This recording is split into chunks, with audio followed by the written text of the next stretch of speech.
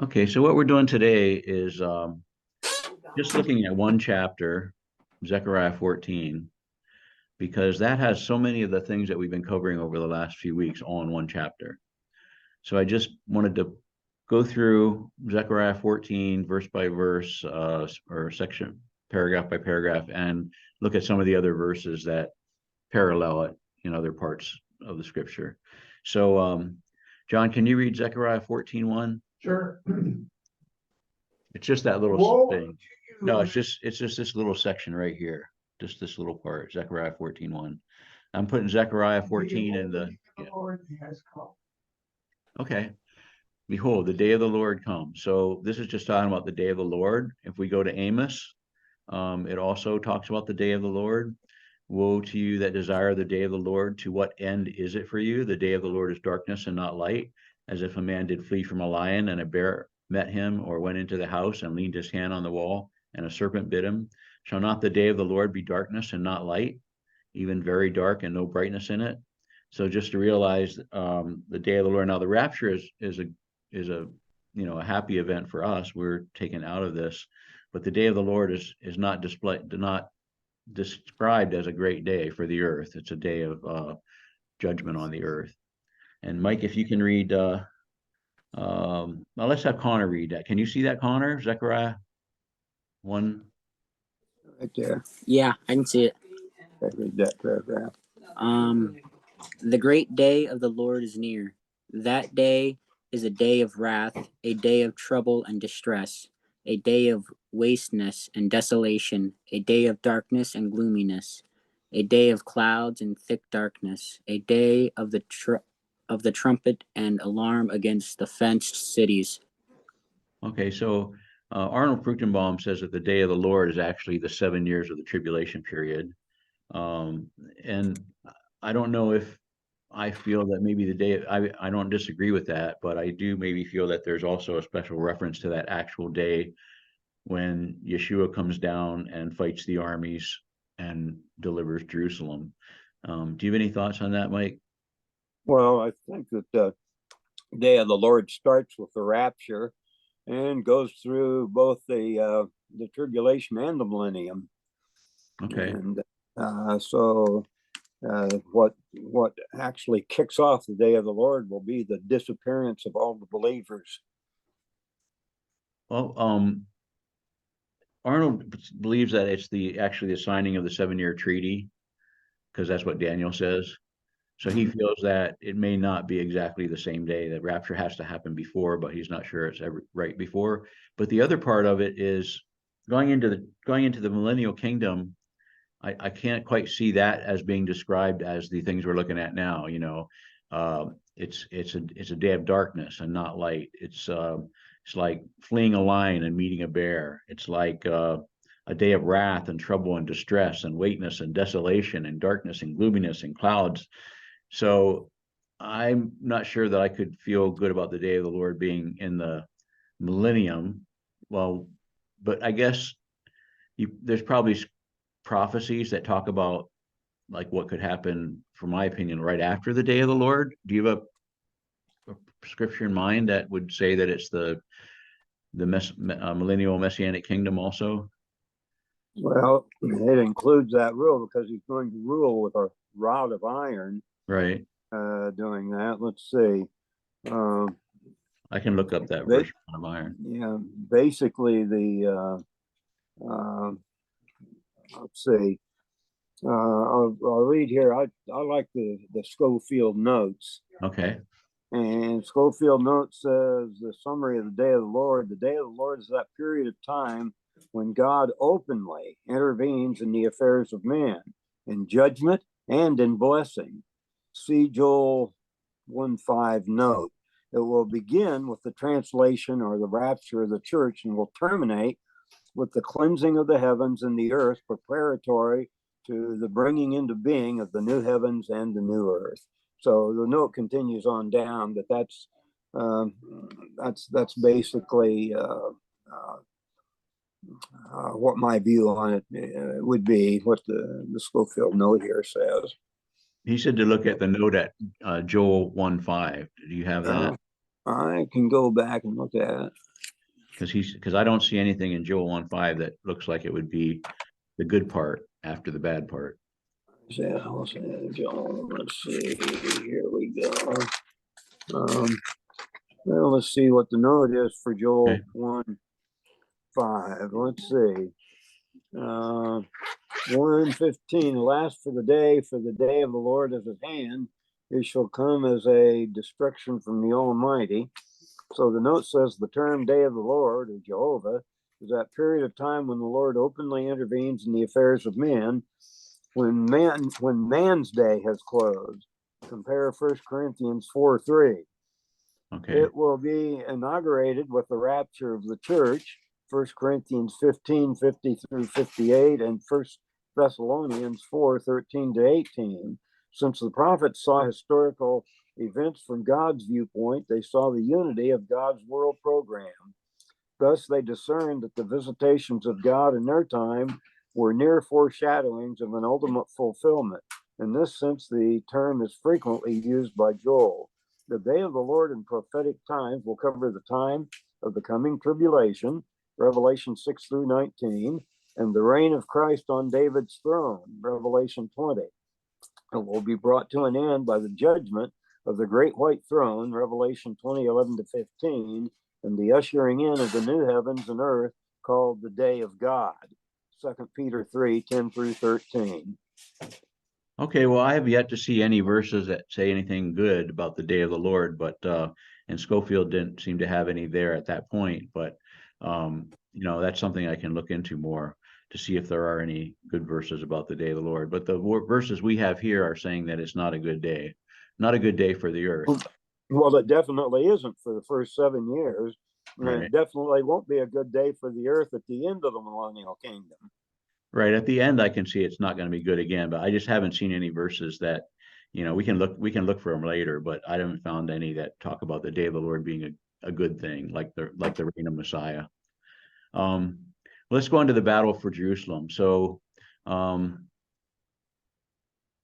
guess I'll read this over here in Zechariah 14, 2 to 3. And thy spoil shall be divided in the midst of thee. So he had just said, the day of the Lord comes, and thy spoil shall be divided in the midst of thee, talking about Jerusalem.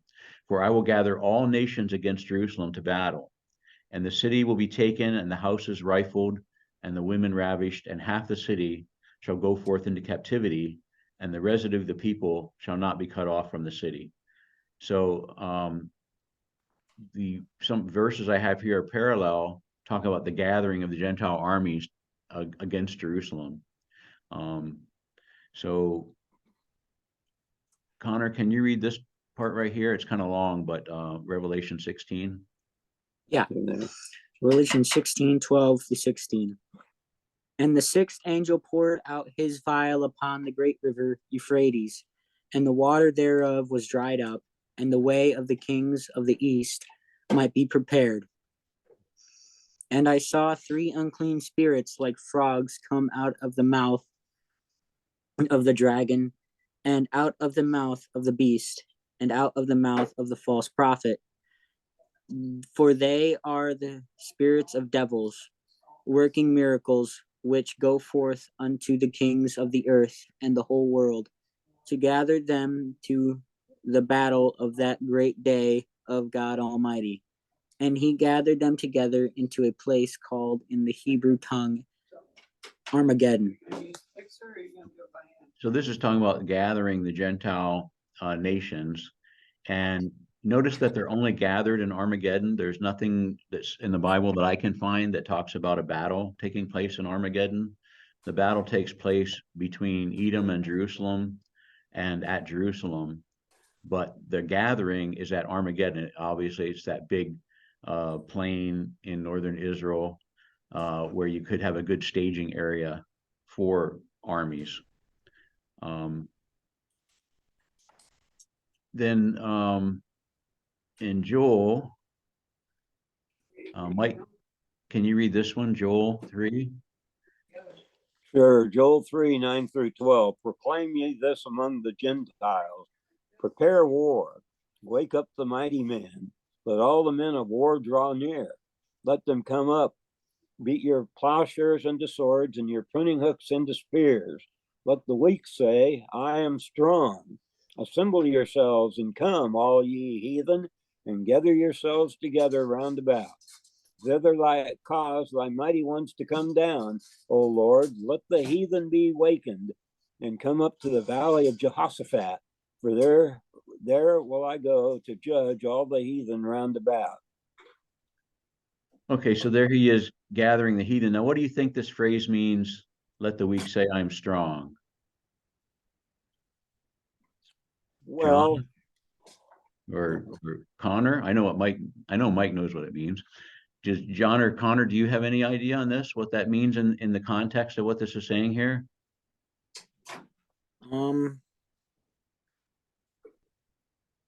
So saying, What's this paragraph about in general? Remember? war. War and what? Gathering the Gentiles, right? To come to war. Yeah.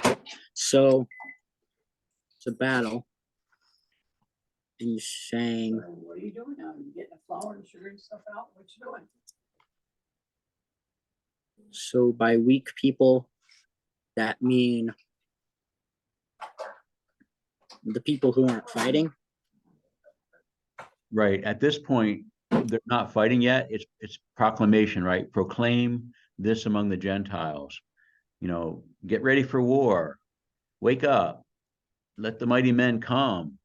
Get your plowshares and turn them into weapons and your pruning hooks into weapons. And let the weak say, I'm strong. Assemble yourselves and come to Jerusalem to fight. So what does that mean? Let the weak say, I am strong.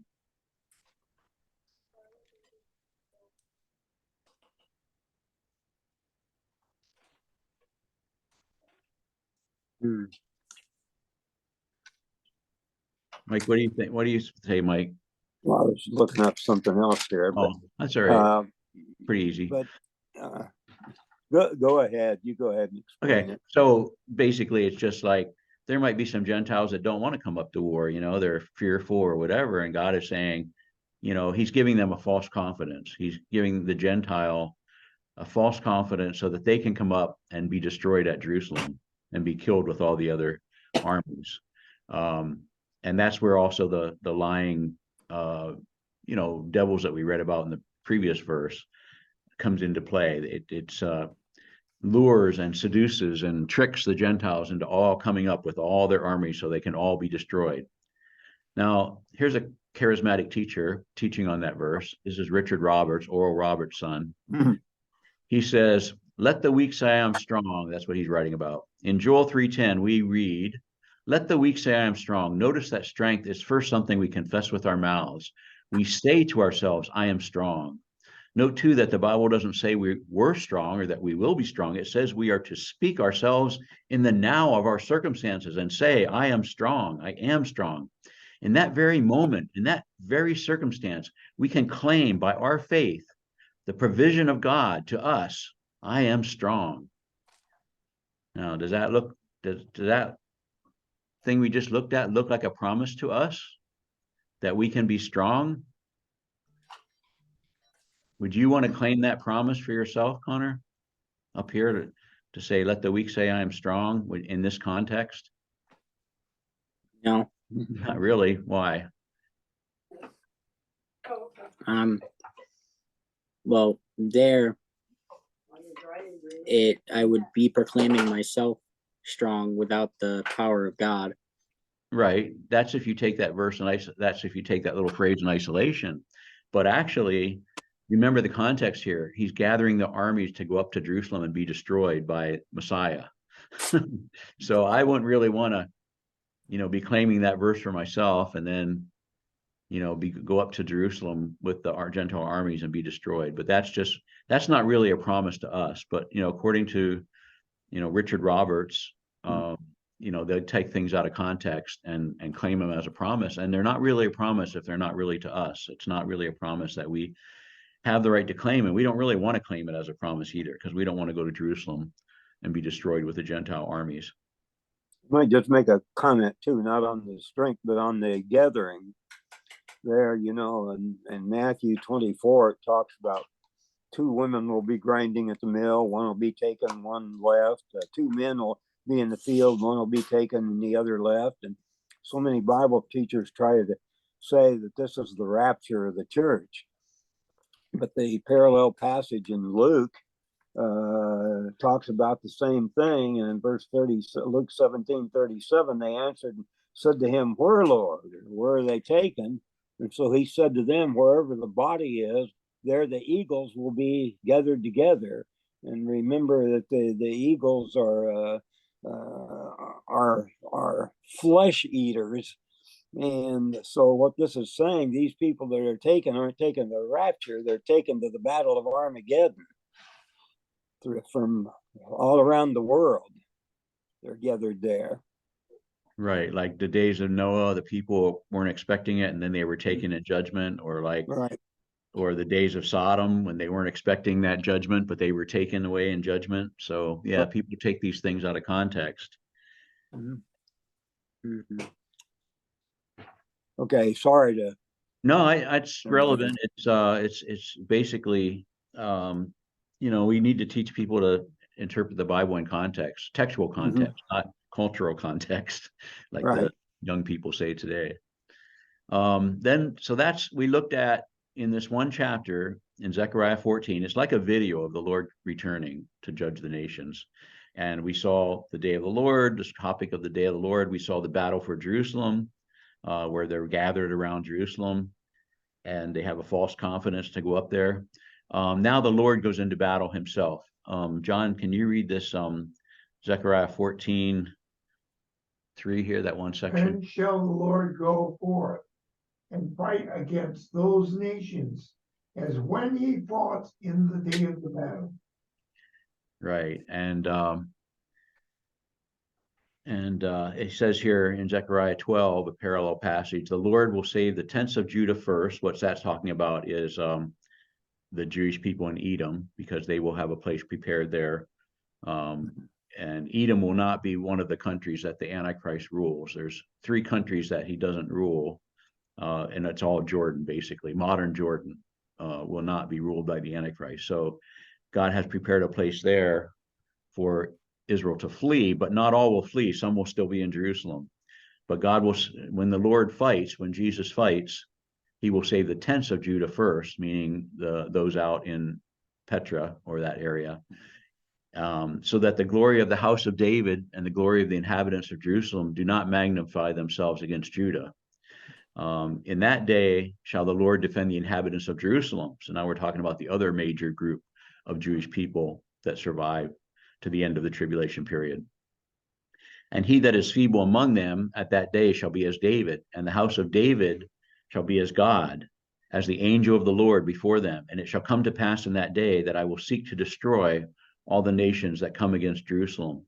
So the Lord's going to come, meaning Yeshua is going to come and fight against these nations, these Gentile armies. But before that, before Jerusalem falls, remember in the previous verse we looked at that Jerusalem is going to fall, and where did we see that? Here. The house, it said the city will be taken, the house is rifled, half the city will go forth into captivity. But that's when the Lord comes like the cavalry at the last second and saves the day. And even though the Jewish people will put up a great fight, the house of David will be like the angel of the Lord, fighting and destroying the Gentile armies. So just like in some of the Jewish wars, they were so outnumbered since 1948, and yet they were able to destroy the Gentile nations that came against them. This will be even more miraculous, like Gideon fighting against the Gentile armies. But despite that, they'll still fail. The city will still be taken. And that's when the Lord himself will go out and fight against them. And this is kind of a long paragraph, but the idea of this is Revelation 19, when Jesus rides his white cherub, probably because horses don't fly. But they will say, to the birds, come to the great supper, the supper of the great God, that you may eat the flesh of kings and the flesh of captains and the flesh of mighty men and of horses and them that sit on them, And that's what Mike was talking about, the eagles coming to eat the flesh of these people that are killed in the battle, and that were slain with the sword of him that sat upon the horse, which sword proceeded out of his mouth, and then all the fowls were filled with their flesh. So Israel will put up a great fight at Jerusalem, but in the end, the Lord himself will come and save them.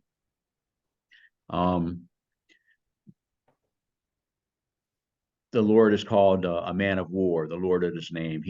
It says here, it came to pass that in the morning watch, the Lord looked unto the host of the Egyptians through the pillar of fire and of the cloud, and troubled the Egyptians, and took off the chariot wheels.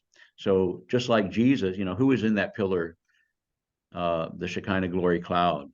We saw our other week that it was Yeshua was in that cloud. He was the angel of the Lord at that time.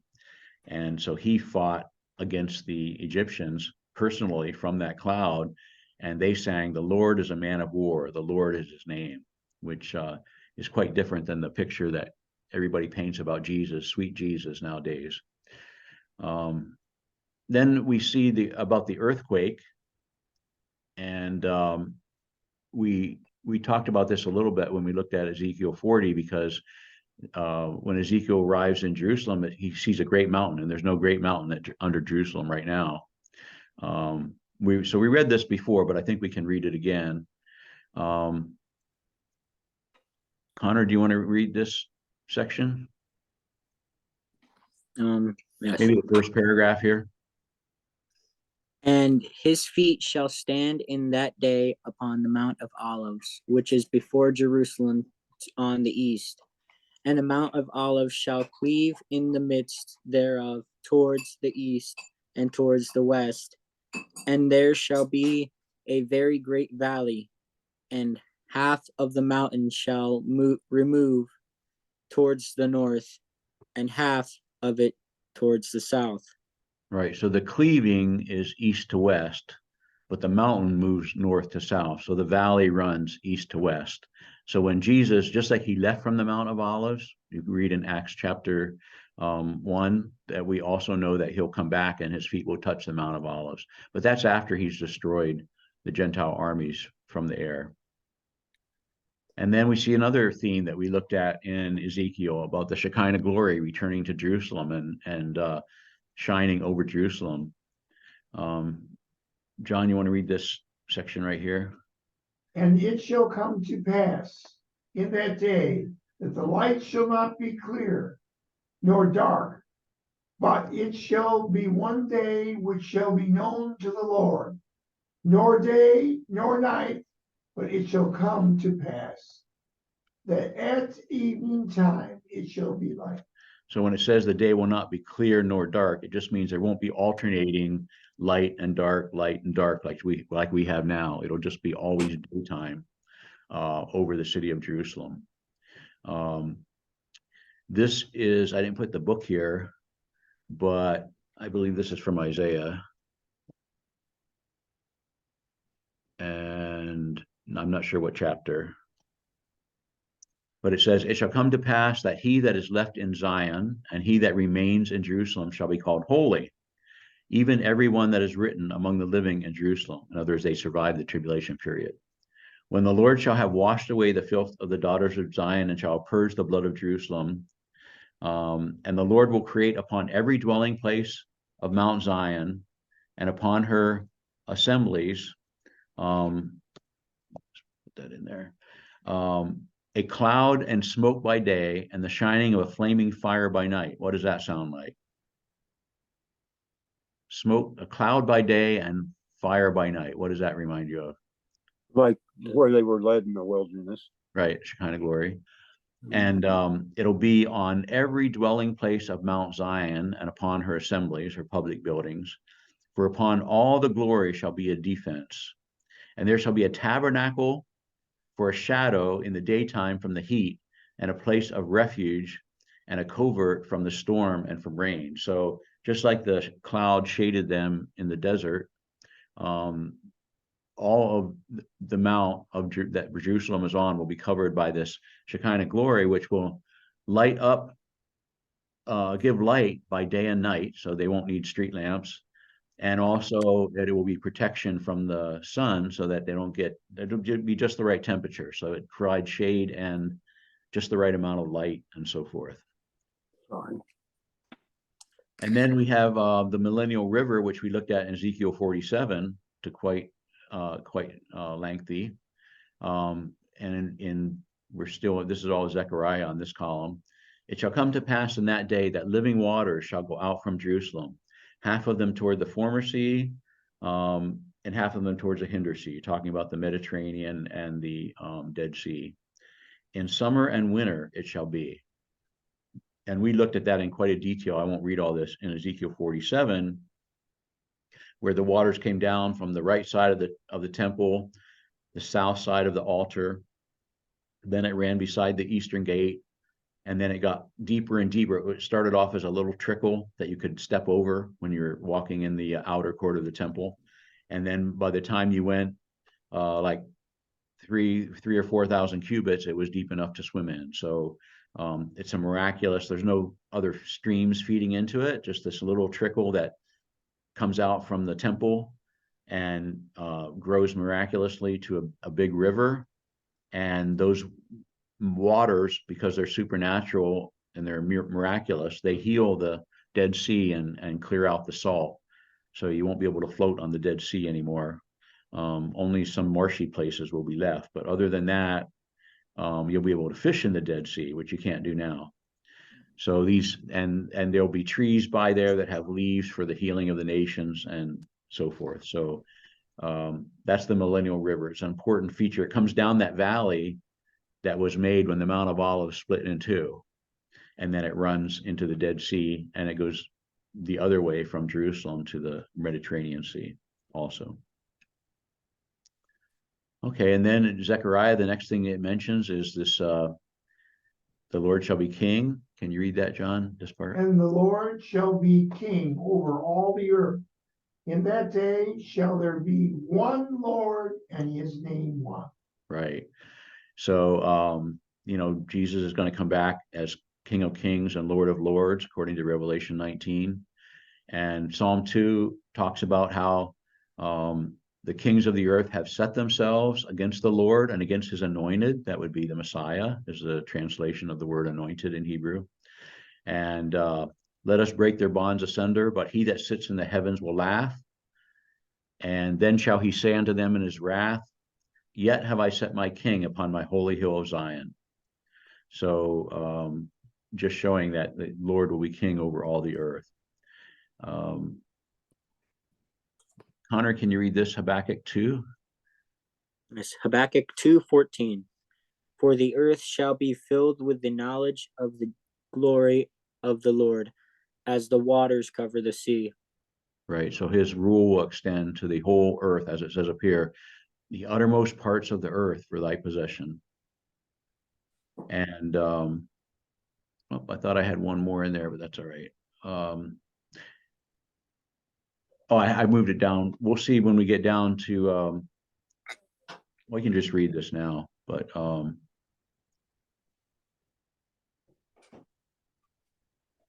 Isaiah 2 says, it shall come to pass in the last days that the mountain of the Lord's house shall be established in the top of the mountains. Remember, there's the mountain that was first thing that Ezekiel saw when he went to when he had the vision of the temple. And Jerusalem will be the highest mountain in the world. The Alps will be brought down lower, and shall be exalted above the hills, and all nations shall flow unto it. And many people shall go and say, come ye, and let us go up to the mountain of the Lord, to the house of the God of Jacob. And he will teach us of his ways, and we will walk in his paths. For out of Zion shall go forth the law, and the word of the Lord from Jerusalem, and he shall judge among all nations. So Jerusalem will be the capital of the world at that time, and the law will go forth from Jerusalem. The word of the Lord will go forth from Jerusalem. So that's the King of Kings, and then he talks about the earthquake again. Connor, you read this section right here. Yeah. Yes.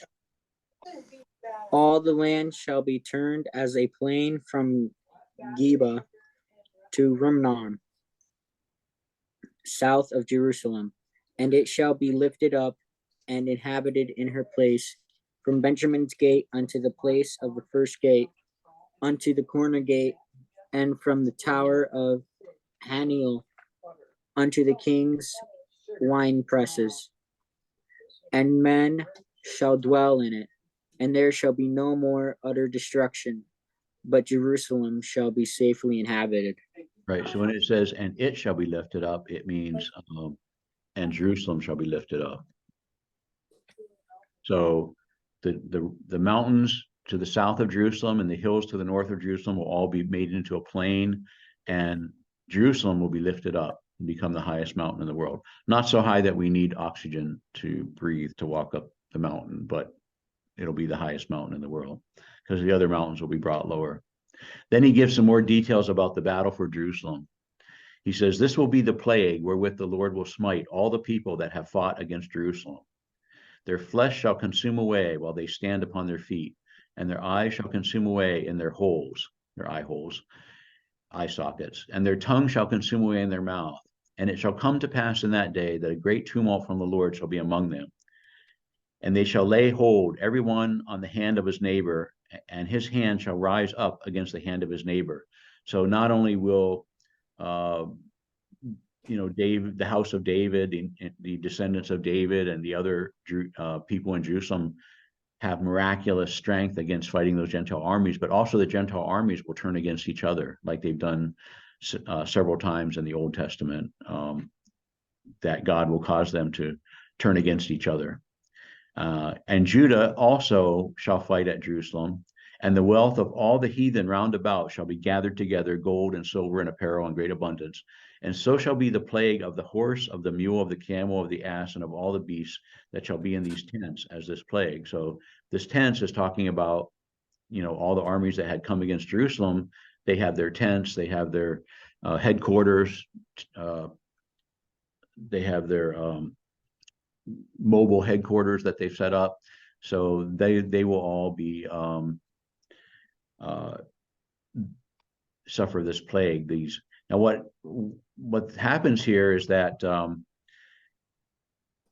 when the Lord returns, he not only has the sword that comes out of his mouth, but he has these rays that comes out of his hands. I don't know if I can find that verse or not. I have it in one of my other papers. I have it in the one about the coming of the Lord. Rays. I guess it wasn't rays. Anyway, I don't think I can find it by Google. I'll just give it one try.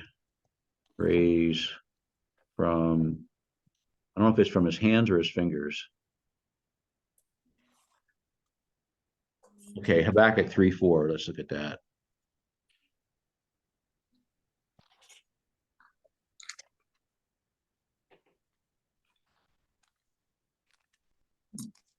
And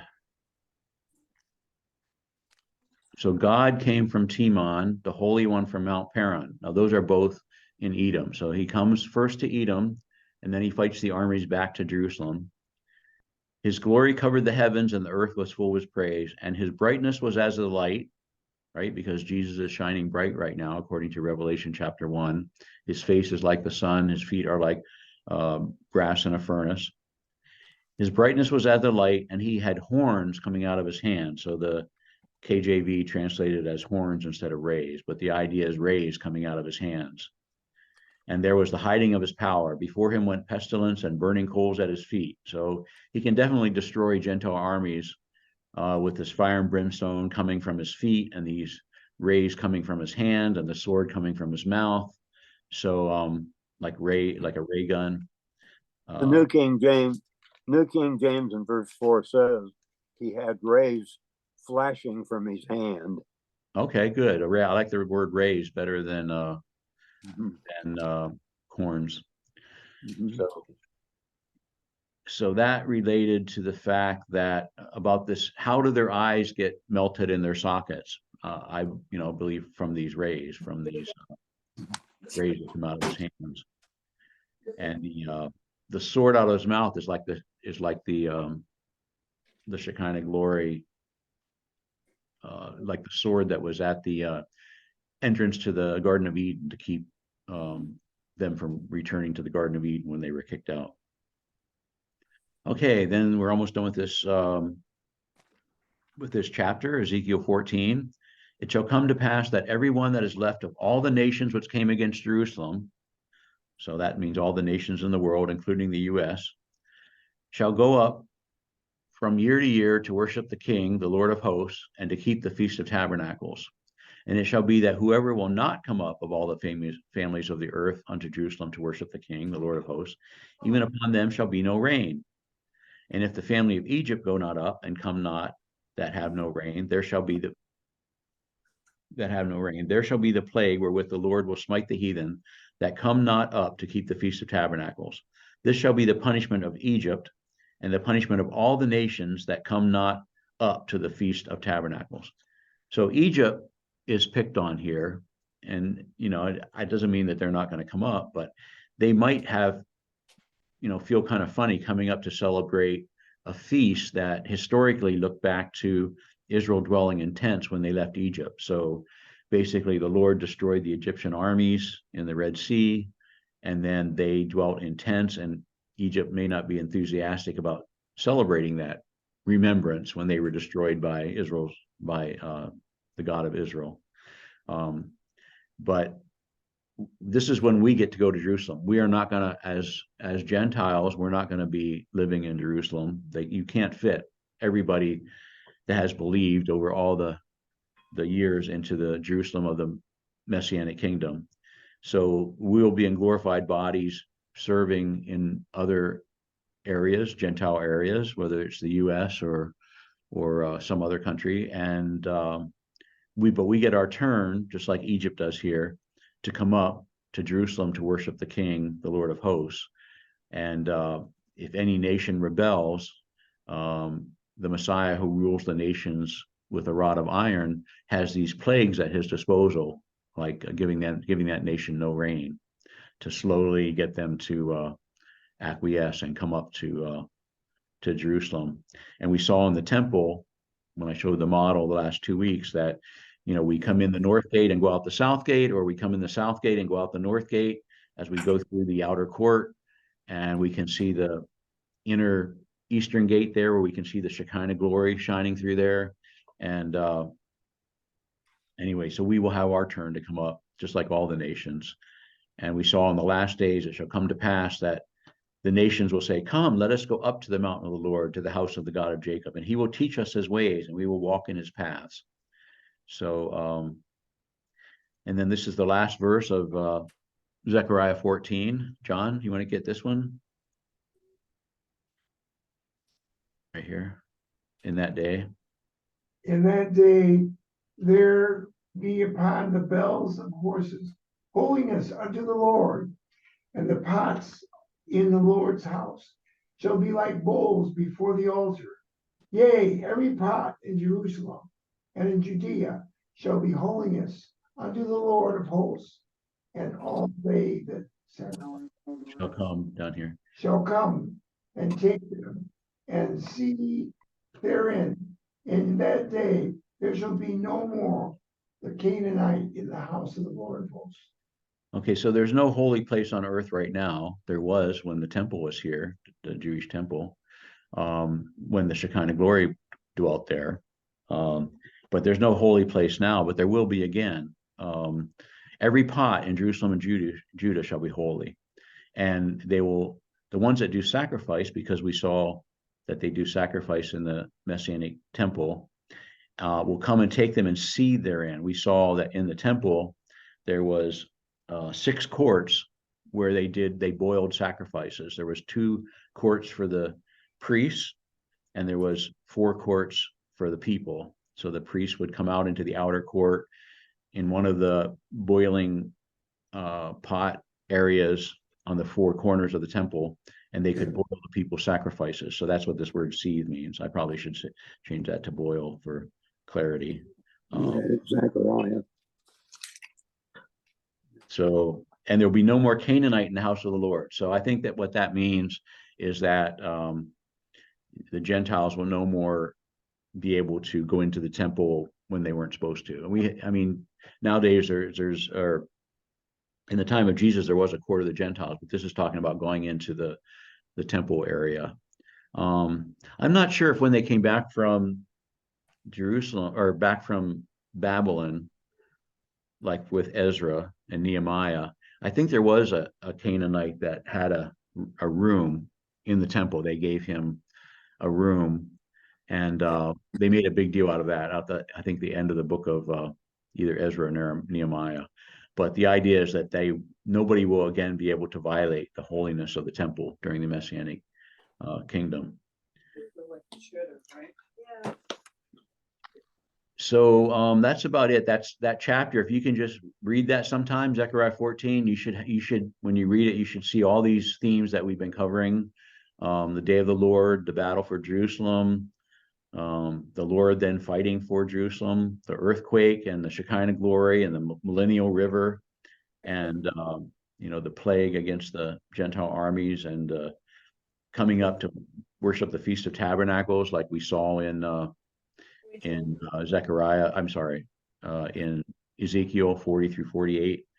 So all those themes are in this one chapter. So it's a nice summary or outline to hang the rest of these themes on. So that's all I have for today. Next week, I wanted to cover the battle from Edom to Jerusalem with this idea of Yeshua fighting with the rays coming from his hands and so forth. One of the doctrines that's important in that topic is the doctrine of Edom. There's a whole book about Edom, the book of Obadiah. Of course, it's only one chapter, but it's still a whole book. So the doctrine of Edom is pretty important, and that's where the Lord, his sword, the Bible says his sword will come down in Basra, in Edom. So that's what I was going to cover next week. All right, questions on anything, any topic? Doesn't have to be on what we covered. Oh, in this chapter 14 and the last part of verse 5, it says, "Thus the Lord my God will come, and all the saints with you." I think that's what Revelation 19:14 is talking about. "And the armies in heaven, clothed in fine linen, white and clean, followed him on white horses." And I think that's going to be us. And Paul says that we will judge angels. So in the triumphant entry, as he goes in, it would appear that perhaps each believer will have at least one angel that he will judge in that triumphant entry, because there aren't any of the fallen angels that are on earth in the millennial kingdom. So I think that is that armies in heaven is what Zechariah 14 and the last part of verse 5 is talking about. Okay. Yeah, so the Lord my God will come, and all the saints with thee, with God, with Messiah. And also we actually saw that, and we did see it in Revelation 19 also, which is, where did I have that? Verse 14. Yeah, right here. Something about the saints. I don't have the verse numbers in here, unfortunately. Well, verse 14, "And the armies in heaven, clothed in fine linen, white and clean, followed him on white horses." Okay. Oh, here it is, right here. The armies which were in heaven followed him, right? And I think I don't know if there was another reference in all these verses to that or not, but we have enough right there to see that, yeah, when Yeshua returns, we will be returning with him. Yeah, thanks for mentioning that. Anything else? Any comments? Any questions? Not for today, and I think I'm going to have to go Okay. ahead and get outside of here. But thanks, Wayne. Yeah, thanks for coming. It's Sure. nice listening to you again. Yeah, good to see you, Connor. John and I went to the coffee shop last night. And we're going to go again tonight. And they had a nice time there last night. They had a couple of ladies sing from the Russian speaking congregation out there in Berkshire. So they had about 20 kids there at the coffee house last night. Really a blessing.